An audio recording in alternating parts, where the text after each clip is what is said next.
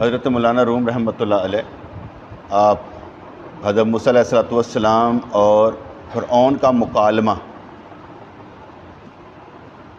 ایک دوسرے سے جو باتیں ہو رہی تھی انہوں نے لکھی، یعنی کہ حضرت موسیٰ علیہ السلام سے جب فرعون نے کچھ باتیں کی تو آپ نے فرمایا تیرے حقوق کا یہی تقاضا ہے کہ میں تجھے ہلاکت سے نجات دلا دوں۔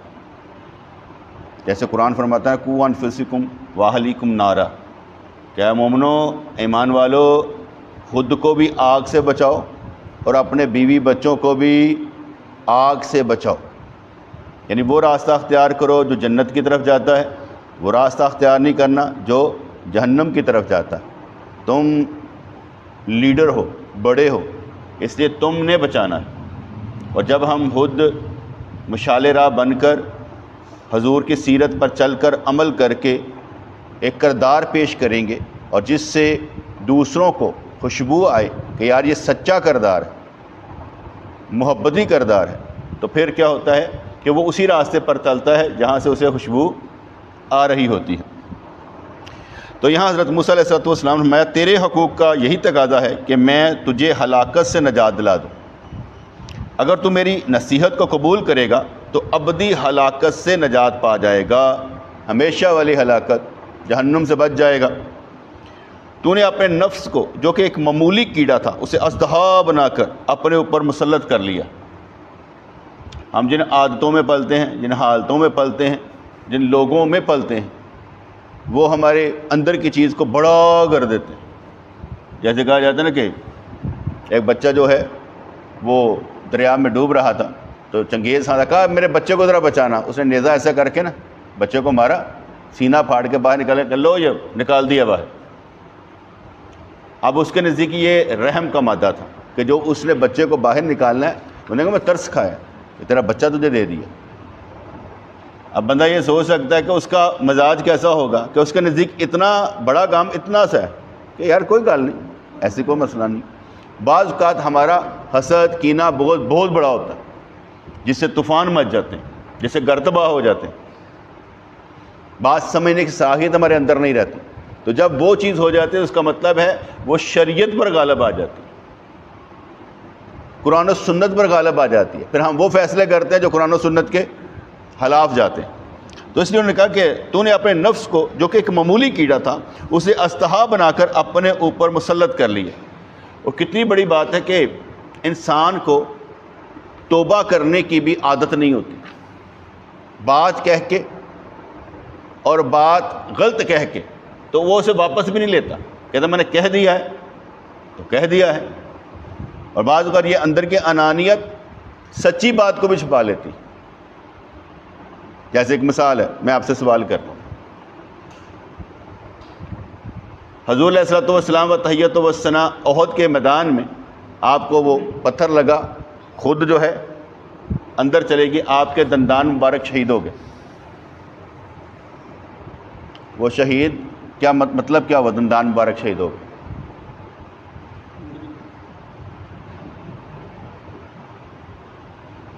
مرکز اندر جذبے نہ کہتا یقین کیا نام ہے تیرا؟ بعد کیا ہوا تھا؟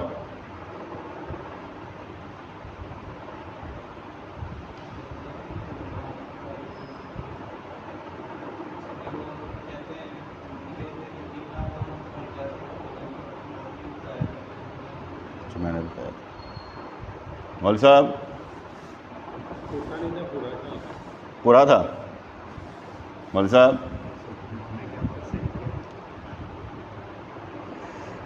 اصل میں جب کیا کہتے ہیں نا وہ احادیث میں تو یہی آتا ہے، احادیث میں یہی آتا ہے کہ حضور علیہ السلام، صحیح بخاری کی حدیث میں ہے کہ حضرت سہل بن سعد رضی اللہ تعالیٰ سے روایت کہ رسول اللہ کا چہرہ مبارک زخمی ہوا، آپ کے دندان مبارک شہید ہوئے اور سر پر رکھا ہوا خود ٹوٹ گیا، لوہے کی ٹوپی۔ حضرت فاطمہ رضی اللہ عنہ خون دھو رہی تھی اور حضرت علی رضی اللہ عنہ ڈال سے پانی ڈال رہے تھے۔ جب حضرت فاطمہ نے دیکھا پانی سے خون اور زیادہ بہہ رہا ہے تو انہوں نے چٹائی کا ایک ٹکڑا جلایا اور اسے زخم پر چپکا دیا جس سے خون رک گیا۔ ایک حوالے میں آتا ہے صحیح مسلم میں کہ احد کے دن رسول اللہ کے دندان مبارک شہید ہوئے اور سر مبارک زخمی ہو گیا۔ آپ اپنے چہرے سے خون پوچھتے جا رہے تھے اور فرماتے جا رہے تھے وہ قوم کیسے فلاح پا سکتے جس نے اپنے نبی کے چہرے کو خون سے رنگ دیا، حالانکہ وہ انہیں رب کی طرف بلا رہا ہے۔ ٹھیک ہے جی۔ اب آئمہ محدثین، کیونکہ یہ ایک ہوتی ہے حدیث، ایک ہوتا ہے آئمہ محدثین، اس کی شرح کیا کرتے ہیں؟ ٹھیک ہے، کہتے کہ اس دن نبی کریم کے آگے کے دندان مبارک شہید ہوئے تھے، آپ کا چہرہ مبارک بھی زخمی ہو گیا تھا اور خود سر مبارک پر ٹوٹ گئی تھی۔ صحیح مسلم کی یہ روایت بخاری کی طرح ہے جس میں دانت کے ٹوٹنے کا ذکر ہے، لیکن تعداد کی تفصیل نہیں کہ کتنے ٹوٹے۔ رسول اللہ صلی اللہ علیہ وسلم کا چہرہ مبارک زخمی ہو گیا، سامنے کا ایک دانت ٹوٹ گیا تھا اور خود سر مبارک پر ٹکڑے ٹکڑے ہو گیا تھا۔ امام ابن حجر اسقلانی فتح الباری میں لکھتے ہیں کہ وہ لکھتے ہیں واقعہ میں ایک نہیں بلکہ دو دانت ٹوٹے تھے۔ امام ابن حجر فرماتے ہیں کہ صحیح مسلم کی روایت میں صرف ایک دانت کا ذکر ہے، لیکن دوسرے طریقوں سے مروی روایت سے پتہ چلتا ہے کہ دو دانت ٹوٹے تھے۔ انہوں نے وضاحت کی یہ دائیں اور بائیں جانب کے دانت تھے، ٹھیک ہے، جو سامنے کے چار دانتوں اور کتوں کے دانتوں کے درمیان ہوتے ہیں۔ امام قاضی یاد نے بھی اپنی مشہور کتاب الشفاء میں انہی روایت کی روشنی میں یہی تفصیل بیان کیا، حضور کے دو دانت مبارک اس موقع پر شہید ہوئے۔ ٹھیک ہے جی۔ پھر مزید تفصیل آتی ہے، کہتے کہ آئمہ محدثین کے درمیان اس حوالے سے کوئی اختلاف نہیں کہ دندان مبارک ٹوٹ گئے تھے، نہ کہ جڑ سے اکھڑ گئے تھے۔ جڑ سے نہیں اکھڑے تھے، ٹوٹ گئے تھے۔ مثلا آپ کی ہڈی ٹوٹی ہے، ہڈی ساتھ ہے نا، ہڈی ساتھ ہے، ٹوٹی تو نہیں ہے، لگی تو نہیں ہے، بس انگل تو ساتھ ہے، ٹوٹ گئی ہے۔ دندان مبارک میں بعض اوقات دندان مبارک ایک چیرا سا آ جاتا ہے، وہ ٹوٹا تو ہے، اکھڑا نہیں ہے۔ ٹوٹنے کا مطلب کیا ہے کہ وہ ٹوٹا ہے، لکیر پہ گئی ہے، لیکن جڑ سے اکھڑا نہیں ہے۔ اگرچہ عام اردو میں شہید اکثر جڑ سے نکل جانے کے لیے بولا جاتا ہے، لیکن علماء کرام نے دانت کا ٹوٹنے کی اصطلاح استعمال کی ہے جو طبی طور پر دانت کے گرنے سے مختلف ہے، کہ وہ گرا نہیں ہے کہ ٹوٹ کر گر جائے۔ تو اس لیے کہتے ہیں صحیح بخاری و مسلم کی حدیث میں واضح طور پر ان کے رباعیہ دانت ٹوٹ کے الفاظ آتے ہیں۔ لغوی معنی کا مادہ عربی زبان میں توڑنا، ٹکڑے کرنا، جبکہ دانت کے جڑ سے نکلنے یا گرنے کے لیے کلا یا سکت جیسی اصطلاحات استعمال ہوتی ہیں۔ وہ ٹوٹ گیا ہے لیکن اندر سے گرا نہیں ہے، ہلکا سا، جیسے میرا ایک دانت پورا ہوا نا، میں سمجھتا ہوں اتنا بھی نہیں ہے، اتنا بھی نہیں ہے، ہلکا سا کسی جگہ پر اگر سوراخ ہو گیا تو ہو گیا، ادروائز وہ ساتھ جڑ کے ساتھ پورا مکمل جڑا ہوا ہے۔ تو اس لیے ائمہ کا اجماعی موقف یہ ہے کہ یہ ٹوٹا ہے، جڑ سے اکھڑا نہیں ہے۔ تو اس لیے کہتے ہیں کہ یہ دانت پوری طرح جڑ سے نہیں اکھڑے تھے بلکہ یہ ٹوٹ گئے تھے، جزوی طور پر یہ شکاف آیا تھا۔ یہ کیفیت بھی انتہائی تکلیف دہ تھی جس کی وجہ سے چہرہ مبارک سے دند ہل گئے تھے نا، خون نکلنا شروع ہو گیا اس سے، اور اندر جڑا سی نا وہ لکیر بن گئی یا ہلکا جا اندروں پور گیا۔ ان دانتوں کو ٹوٹنے سے ہونے والے زخم کی وجہ آپ کے چہرے مبارک پر بھی گہرا زخم آیا تھا۔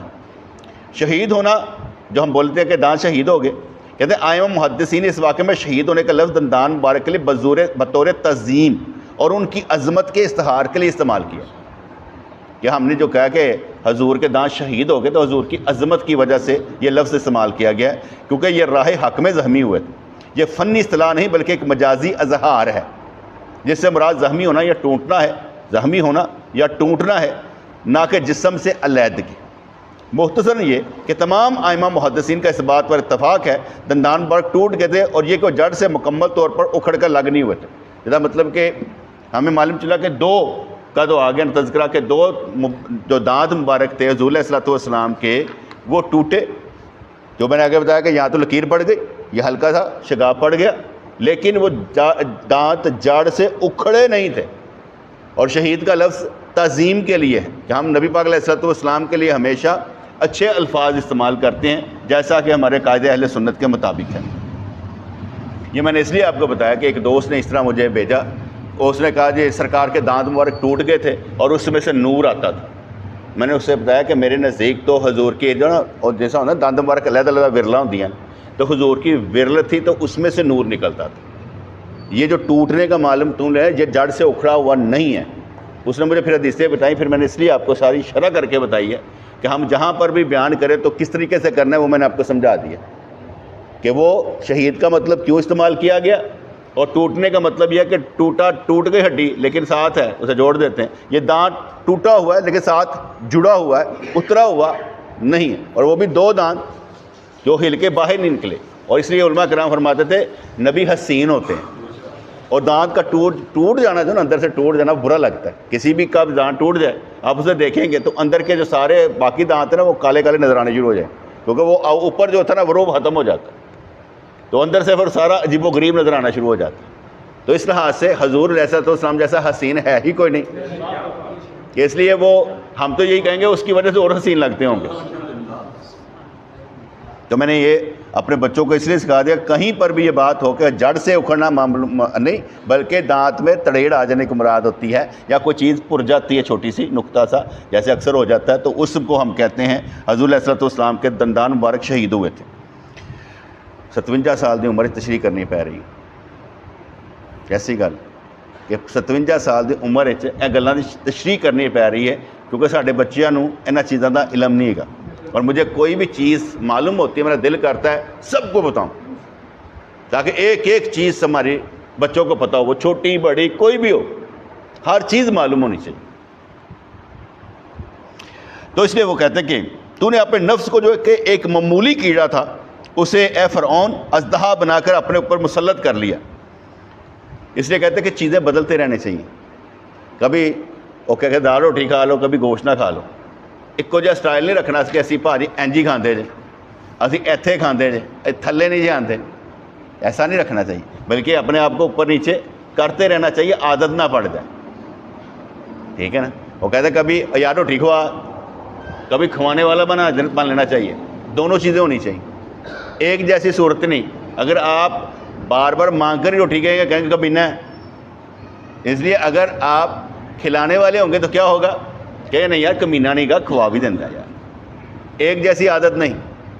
اس لیے اگر آپ ایک جیسی حالت رکھیں گے تکبر دا مارے ہے.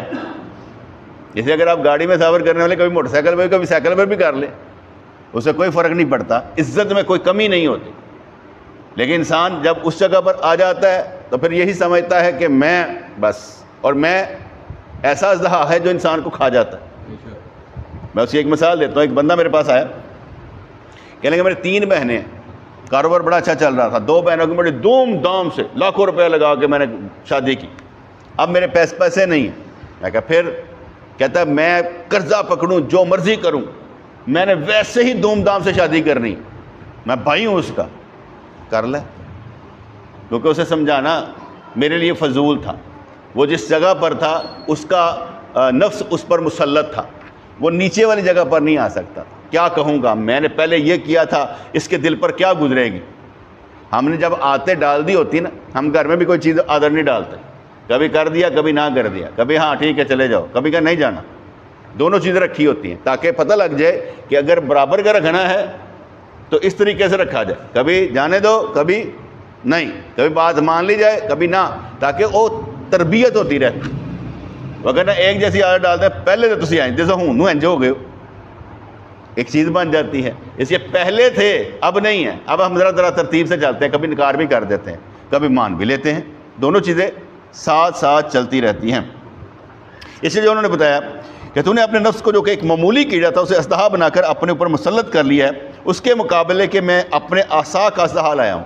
کیونکہ آپ کا جو سوٹا تھا, ڈنڈا تھا, جسے ہم عصا کہتے ہیں, عصا مبارک, کیونکہ نبی کا ڈنڈا بھی جو ہے اسے بھی مبارک کہنا ہے کہ عصا مبارک تھا, تو آپ جب اسے ڈالتے تھے تو وہ بھی اژدہا بن جاتا تھا. کہتے اس کے مقابلے کے لیے تو میں لایا ہوں کہ تمہارا اژدہا جو کھڑا ہے نا اندر کے طور پر, جب میں ڈنڈا ڈال دو بھاگ جاتا ہے. کہتا نہیں یہ طاقتور ہے, اور طاقتوروں سے سارے ڈرتے ہیں. جیسے امریکہ سے سارے ڈرتے ہیں نا, اسی طریقے سے طاقتوروں سے سارے ڈرتے ہیں کہ یار ساڑھے تو پابندیاں نہ لگ جائیں, ساڑھے تے انج نہ ہوئے, ساڑھے تے انج نہ ہوئے. طاقتور سے ہمیشہ ڈر رہتا ہے. آپ مومن کو ہمیشہ طاقتور ہونا چاہیے. حضور علیہ السلام ارشاد فرماتے ہیں کمزور مومن سے طاقتور مومن بہتر ہے.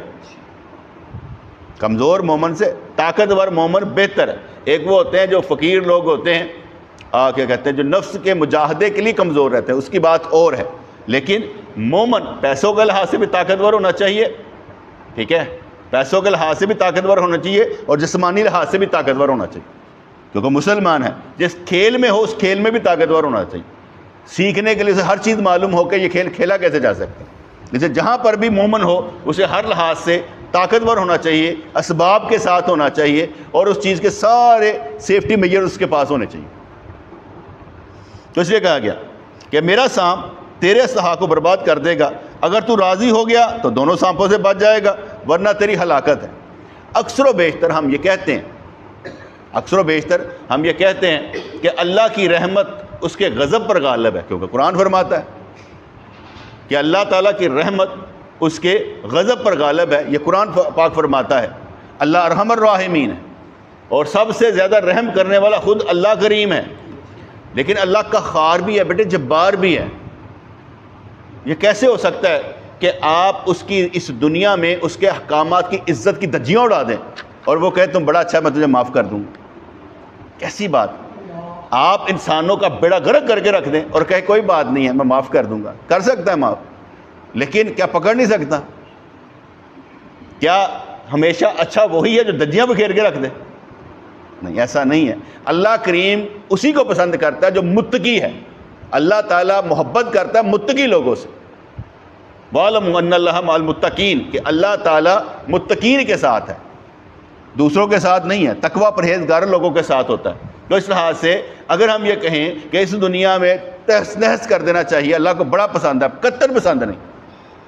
اس لیے فرعون کے سامنے بھی حضرت موسیٰ علیہ السلام کو کھڑا کیا، اژدہا دے کر بھیجا، کام کرو، اور اچھے طریقے سے سمجھانا، چاہے کوئی بندہ دوسرا بھی ہو، غلط بھی ہو، اسے اچھے طریقے سے ہی سمجھانا چاہیے، حکمت اور دنائی سے۔ تو اگر تو راضی ہو گیا تو دونوں سانپوں سے بچ جائے گا، ورنہ تیری ہلاکت ہے۔ اگر آپ دنیا میں اللہ سے راضی ہو جائیں، آپ کی دنیا بھی بھلی آخرت بھی بھلی، دنیا بھی بھلی اور آخرت بھی بھلی۔ اس دنیا میں بھی اللہ آپ کو بخش دے گا، آخرت میں بھی بخش دے گا۔ جیسے میں اکثر کہا کرتا ہوں کہ یا رسول اللہ صلی اللہ علیہ وسلم مجھے آپ کی شفاعت چاہیے دنیا میں کہ میں یہاں پر بخشا جاؤں، آپ کی دعا چاہیے دنیا میں کہ میں دنیا میں ہی بخشا جاؤں، تاکہ آخرت میں بھی بخشایا پہنچوں۔ اس لیے دنیا بھی بلی مانگے، آخرت بھی بلی مانگے، اور یہ ربنا آتینا فی الدنیا حسنہ وفی الآخرۃ حسنہ، اسی لیے وقنا عذاب النار۔ فرعون نے کہا تو مکمل جادوگر ہے، تو نے اپنے مکر اور جادو سے میری قوم میں اختلاف پیدا کر دیا۔ یہ سارے کہتے ہیں، میاں بیوی بھی ہوں گے نا، میاں بیوی ایک دوسرے پہ الزام لگا تو خراب کتی اولاد، تو کہتے ہیں تو ٹھیک کر لینا، سے دونوں کو مل کر ٹھیک کرنا چاہیے، ایک کا کام نہیں، دونوں کی ذمہ داری میں شامل ہے، دونوں مل کر کام کریں، کیونکہ اگر دونوں مل کر کام کریں گے تو اولاد بہتر سے بہترین ہوگی۔ اگر دونوں مل کر کام نہیں کریں گے، لڑتے نظر آئیں گے، تو پھر اولاد بھی اعصابی طور پر کمزور، نفسیاتی طور پر کمزور ہو، کیونکہ میاں بیوی کی لڑائی کا اثر بچوں پر پڑتا ہے۔ اس لیے اگر کرنی بھی ہو، میٹنگ کرنی ہو، تو سائڈ پر لے جا کر کرنی چاہیے، بچوں کے سامنے نہیں لڑنا چاہیے۔ ایسا کام کرنا چاہیے کہ بھائی اس کو بعد میں ڈسکس کرتے ہیں، بڑے آباد سے چلو میں بات کر لوں گا، تاکہ وہاں پر نہ گالیاں بکی جائیں نہ دیگر کام کیا جائے۔ ان کو ہم نے سکھانا ہے، جو ہماری اولادیں ہیں، نسلیں۔ کیوں کہا جاتا ہے کہ نیک صحبت میں بٹھانا چاہیے؟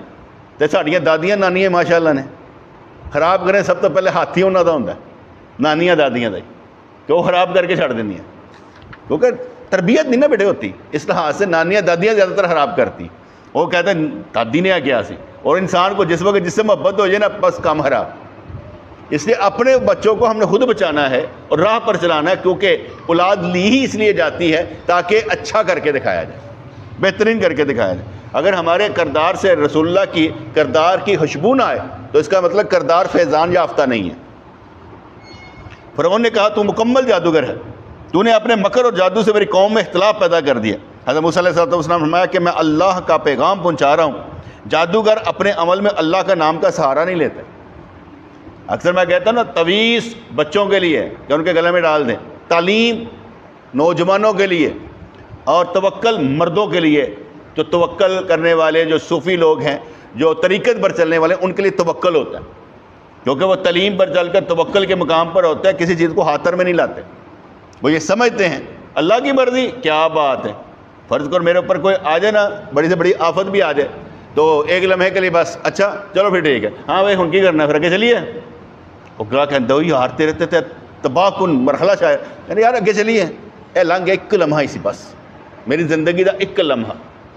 یہ ہم نے سیکھا تھا, ایک بندہ تھا تو پلازا بنا رہا تھا. جب پلازا بنا رہا تھا نا, جب پلازا اوپر تک گیا نا, اچانک دھماکہ ہوا, پلازا سارا نیچے آ گیا. اب وہ 1.5 سال کی جو محنت تھی اس کی ٹھک کر گئی ڈگی. لوگ آ گئے, ہوئے ہوئے افسوس آپ کا پلازا وہ گر گیا. کہتا ہے میری زندگی کا 1 سیکنڈ ہے بس, اس سے زیادہ نہیں, اس سے زیادہ مجھے تکلیف نہیں. اتنی زندگی میں 1 سیکنڈ کے لیے میں اتنا رولا کیوں ڈالوں؟ حالانکہ اس کا تعلق پیسوں سے ہے, لیکن اس نے کہا میں اتنا رولا کیوں ڈالوں, اگر گر گیا ہے تو پھر کیا فرق پڑا.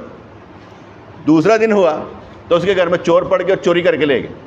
دوسرے پھر لوگ آ گئے, واہ واہ واہ, اتنے انج ہو گیا سونے تو سہاگا بھی گیا ہی. تیسرا دن ہوا چور پکڑے گئے, سامان واپس آ گیا, شکر کرتے رہے نیکی کوئی آ گئی کام, جیڑا تو بچ گئے ہیں. اس نے کہا یہ بھی میری زندگی کا ایک چھوٹا سا واقعہ ہے, کہانی کچھ نہیں. آپ زندگی کے ایک واقعے کو بڑا کر دیں تو بڑا ہے, چھوٹا کر دیں تو چھوٹا ہے. یہ آپ پر ہے کہ آپ کتنا سہ لیتے ہیں. اور بزرگوں نے دن فرماتے تھے اگر کسی چیز کا اثر آپ پر 24 گھنٹے رہے تو اللہ والے نہیں ہے گے, اور 24 گھنٹے کا اثر ہی لیتا ہی, اتنا اثر لے لیا 24 گھنٹے اثر لیتا, اور کم کر دیں چھٹ برا, اس کو ایک خانے میں بند کر دماغ کے اور نکل چل, اور بڑے کام ہے کرنے والے. جیسے اکثر بزرگ سمجھایا کرتے نا, اگر کوئی گناہ نہیں نہ چھوٹتا, نیکیاں کرتا جا اور گناہ کو ایک کونے میں رکھ لے بس, جب وقت آئے گا چھوڑیں گے انشاءاللہ تعالی. یہ سمجھ لے عزم بالجزم کے ساتھ کہ وہ گناہ میں چھوڑنا ہے, نہیں نہ چھوٹ رہا تو ابھی نیکیاں تو کرنے نا, اس کی وجہ سے نیکیاں نہیں چھوڑنی. جیسے اکثر لوگ کہتے ہیں نا میں آگے گنہ گار نماز کی پڑھنی, بابا نماز پڑھ, اگر گناہ نہیں چھوٹتے تو نماز کیوں چھوڑتا ہے؟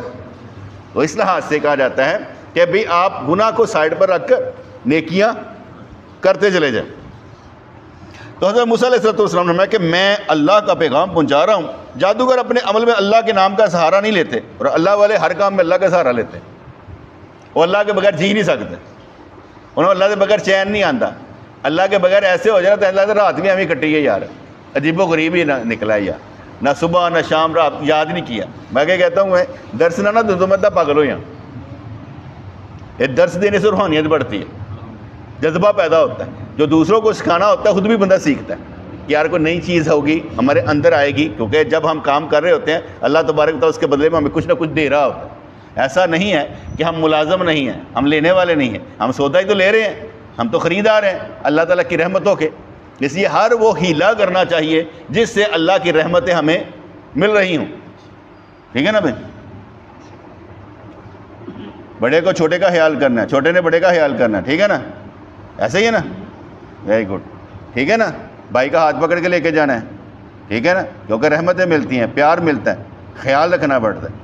ویسے بھی تم خیال رکھتے ہو, اسما کو بھی اٹھا لیتا ہے, مسفرہ کو بھی اٹھا لیتا ہے, پیار کرتا ہے, وہ اس کے ساتھ رہتی ہے, ویری گڈ, بہت اچھا بچہ میرا. تو فرماتے ہیں کہ جادوگر اپنے عمل میں اللہ کے نام کا سہارا نہیں لیتا, وہ جادو میں شیطان کا نام استعمال کرتا ہے. آسمانی کتابوں میرا ذکر کیا گیا ہے, مجھ پر وہی نازل ہوتی ہے. جادوگر کو وہی سے کیا واسطہ, تو خود جیسا ہے مجھے بھی ویسے ہی سمجھ رہا ہے. وہ فرعون کو کہتے ہیں کہ تو جیسا ہے ویسے ہی مجھے سمجھتا ہے, میں ویسا نہیں ہوں جیسے تو سمجھ رہا ہے. ہر کوئی جو جس فیلڈ سے گزرا ہوتا ہے نا وہ سمجھتا ہے ایسے ہی ہے. جیسے مولانا روم رحمۃ اللہ نے فرمایا نا, ایک دکاندار کے پاس, وہ تیل والا تھا, خوشبوئیں بیچتا تھا, تو ایک طوطی تھی, وہ بولتی بڑا تھی, بڑا اچھا تھی, جڑا اندر لنگ دے مذاق کر دی سی. اس طوطی کا پاؤں کو ایسا سلپ ہوا کہ اینج کر کے نا تیل دیا شیشیاں ڈگ دیا رہی, انہیں وہ ایسے نہ مارے, ٹھک ٹھک ٹھک, وہ وال اڑ گئے. طوطی نے بولنا بند کرتا. جب بولنا بند کر دیا انہوں نے کہا ان کی کرا تھا, گاہک آدھے سانو بولتی, کہتے کی ہوا, چپ کر گئی یار, بڑے شرارتی جی سی, کہتے بولنی بند ہو گئی. انہیں بڑے کوئی منتا منیا نہیں کام ہوا. ایک دفعہ ادھر سے گنجا فقیر گزرا, گنجے فقیر کو دے دیا, کہتے تو ہی تیل روڑیا ہونا, جو جس طرح کا کیا ہوتا ہے نا وہ کہتے انہیں بھی ایج ہی کیتا ہونا. ہمارے ادھر ایسے ہی ہے کہ جس نے جیسا کیا ہے نا وہ کہتا ہے من لگتا ہے اے بھی اینج ہی ہے. حالانکہ ہم ایک لمحے میں کسی کو نہیں جج کرتے, بلکہ ساتھ چلتے ہیں, سوچتے ہیں, سمجھتے ہیں, پھر پتہ چلتا ہے کہ بندہ کتنا گریٹ ہے. ہر وقت میں بندہ سمجھ میں نہیں آ سکتا کہ یہ اس کی صلاحیت کتنی.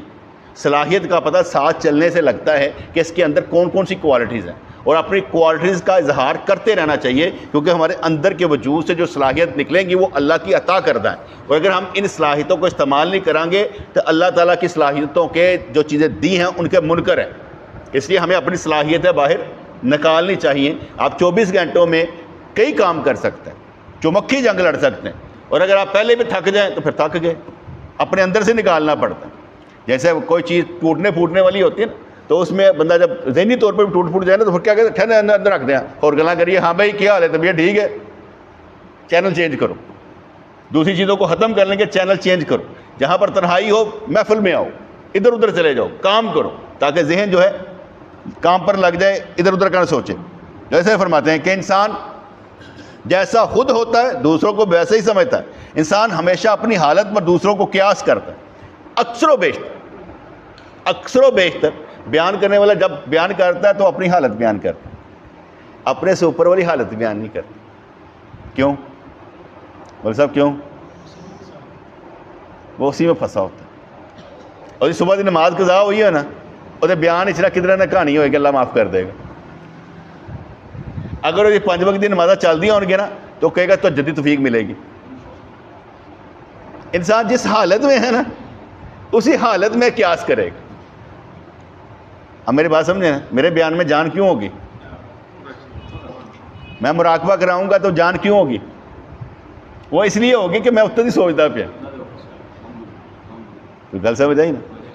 اور جو میوسی ہے وہ نیچے رکھ دیتا ہوں، مایوس نہیں ہوتا، ہمیشہ اچھی بات کو پازیٹیو طریقے سے لیتا ہوں، کیونکہ مایوسی کوئی عمل نہیں ہے، بلکہ کیا کہتے ہیں نا، کسی چیز کے جانے کو ہم میوسی کہتے ہیں شاید، یا کسی کیفیت کے پیدا ہو جانے کو ہم میوسی کہتے ہیں۔ میوسی اللہ تبارک و تعالیٰ سے قبض کی کیفیت ہے، جس میں نا انسان کا سوچنے کی صلاحیت بند ہو جاتی ہے۔ میں بی پی ہائی ہوئی ہے تو بندہ دے بند ہو جاتی نا، تو اس لیے وہ مایوسی نہیں، قبض کی کیفیت لے لیں جو تھوڑا وقت لے گی جاتے جاتے، اور جیسے ہی وقت ختم ہوگا دوبارہ آپ کے اندر بیست کی حالت ہوگی۔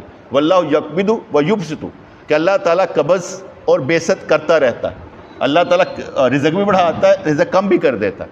اس لحاظ سے کسی بھی حالت میں ہوں تو آپ نے یہ سمجھنا ہے اللہ کی طرف سے آگے مزہ لینا چاہیے، غصہ نہیں کرنا، مزہ لینا چاہیے۔ اور یہ ایک شاندار تھراپی ہوگی آپ کے لیے کہ آپ کو غم اچھے لگنے شروع ہو جائے، آپ اس میں بدلنا۔ مثال ہے، روزانہ مجھے کوئی نہ کوئی اپنا دل کا دکھ سناتا ہے، روزانہ کوئی نہ کوئی پریشانی اپنی سناتا ہے۔ آپ سوچیں میں کتنا پریشان شاہ رہنا چاہیے، جنہیں سارے اپنی پریشانیاں سناتے ہوں تو وہ کتنا پریشان شاہ رہنا چاہیے، اور ان کی یہ گلاں کرنی چاہیے۔ لیکن وہ باوجود ساری پریشانی ایک پاسے رکھ کے پھر کئی جانا ہوتا گل ہی کوئی نہیں یار، یہ تو مسئلہ ہی کوئی نہیں ہے، ایسے وڈیاں سے سہ لیتی ہیں تو گل ہی کوئی نہیں، نالے کوئی نویں بھی آئی ہے تو کنی کو وڈی ہوئے گی۔ دو چیزیں ہوتی ہیں، یا جسم کمزور ہو گیا یا کاروبار میں گھاٹا پڑ گیا۔ جو بندہ یہ دو سہ لینا پھر زندگی سانج، پھر کچھ نہیں ہوتا، کیونکہ گھاٹا پڑنے سے بھی روتا ہے اور بیمار ہونے سے بھی روتا ہے۔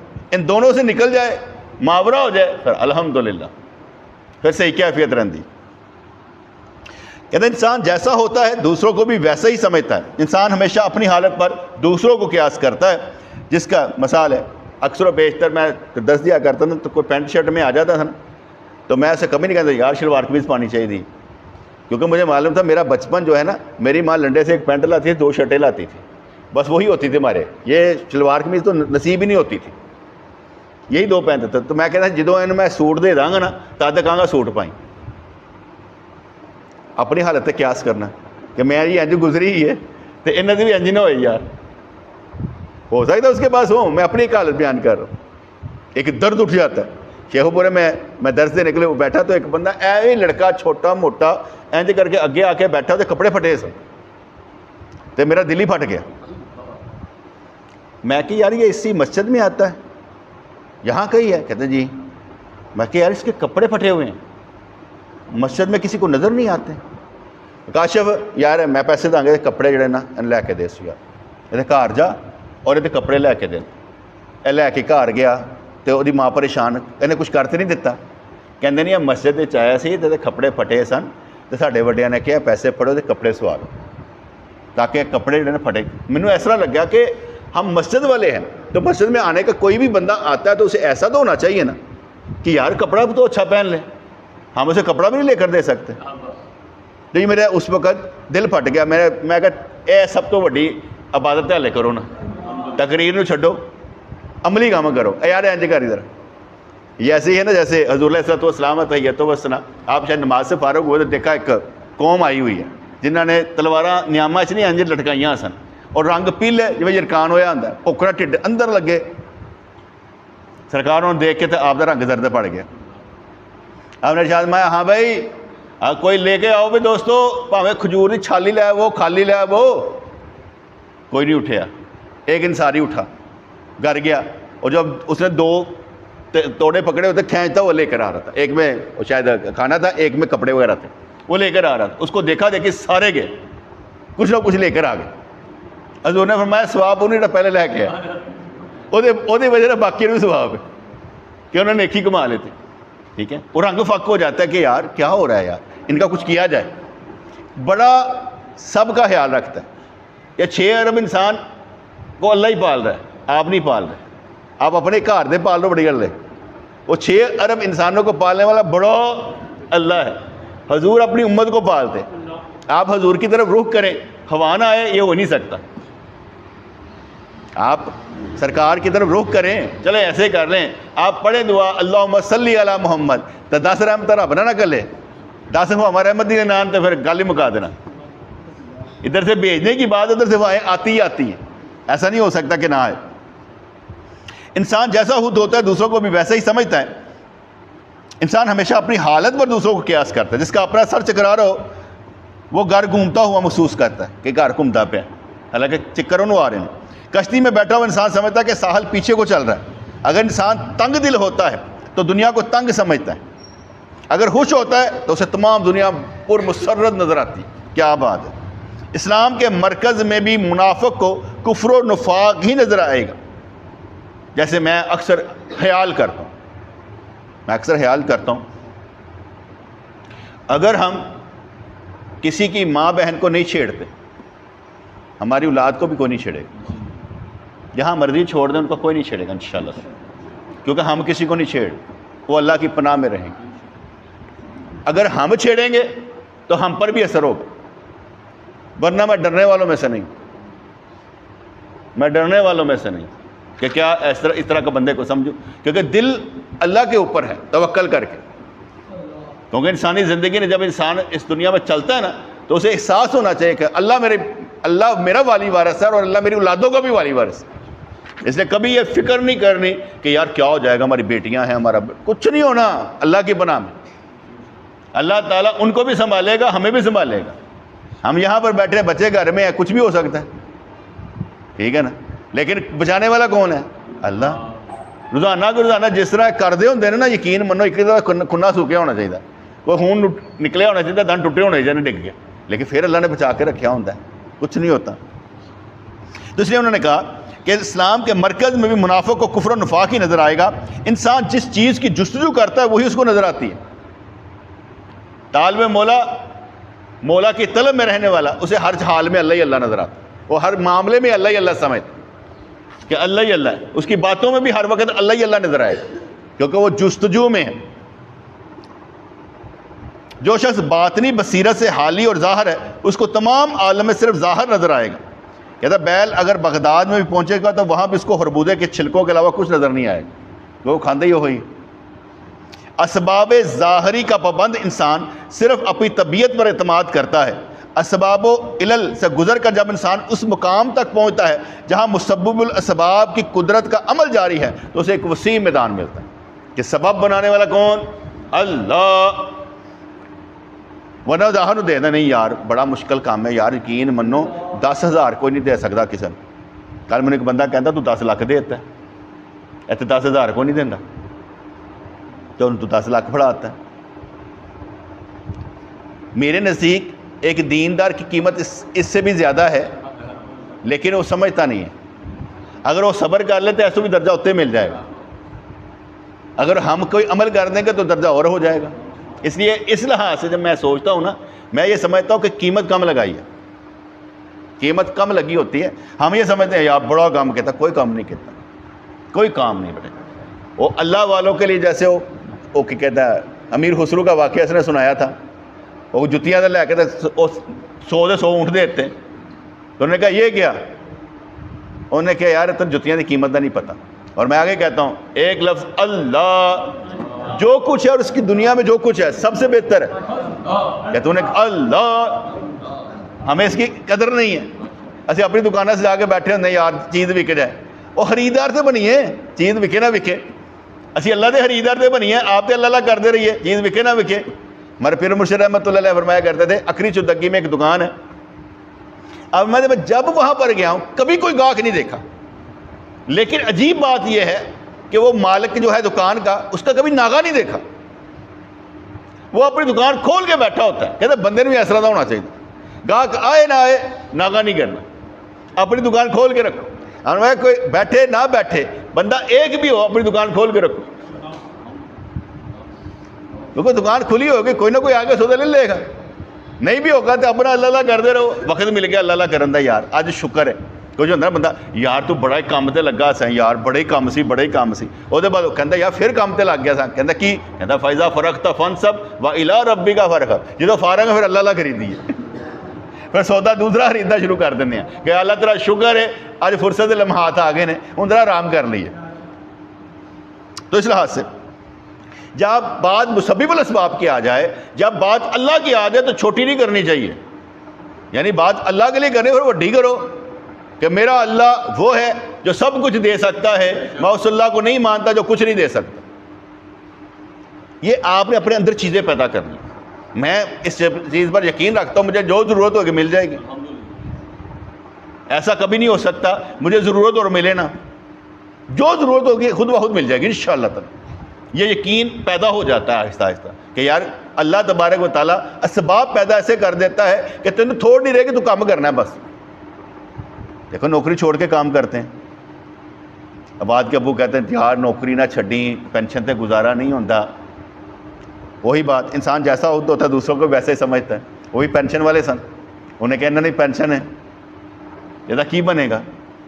بھائی صاحب بھی کہتے سن، خالد صاحب بھی کہتے سن، گھر والے بھی کہتے سن. پر میں جنہوں دیکھتا پہ ایسا وہ کہتا کٹ دے چھٹ دے اللہ بھلا کرے گا. میں نے چھوڑ دیا. دیکھ لو کتنا سکون ہے. یقین منو ٹینشنیں مک گئی سب، آرام نہ بیٹھے روٹی کھانے پہ، زیادہ کھانے پہ الحمدللہ. تو اس لیے فرماتے ہیں کہ جب ان علتوں سے گزر کر، اسباب سے گزر کر انسان اس مقام پر پہنچتا ہے جہاں مسبب الاسباب کی قدرت کا عمل جاری ہے، تو اس کو ایک وسیع میدان ملتا ہے. اس مقام پر پہنچ کر تجدد انسان کے طریقے پر اس کو نئے عالم نظر آتے ہیں. انسان کی غفلت ہے کہ وہ اسباب کی طرف نظر رکھتا ہے اور سبب پیدا کرنے والے سے غافل ہے. اس لیے اس اللہ سے غفلت نہیں کرنی. انہوں نے صحیح پڑھے یکدم غافل سو دم کافر.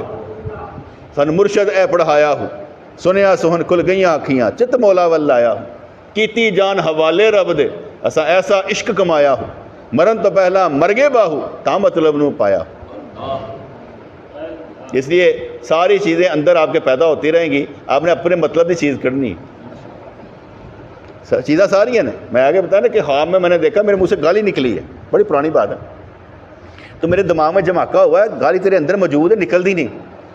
کیسا کنٹرول ہے، ہر چیز تیرے اندر موجود ہے نکلتی نہیں. کیسے اللہ تعالیٰ نے تمہیں طاقت دے رکھی ہے، خواب سے نکلی ہے ویسے نکلی نہیں. اتنا سال ہو گئے آپ میرے ساتھ چل رہے ہیں، میں نے کبھی گالی نکالی ہو، نکلی نہیں. یہ نہیں کہ گالی موجود نہیں ہے، اندر ساری چیزیں موجود ہیں.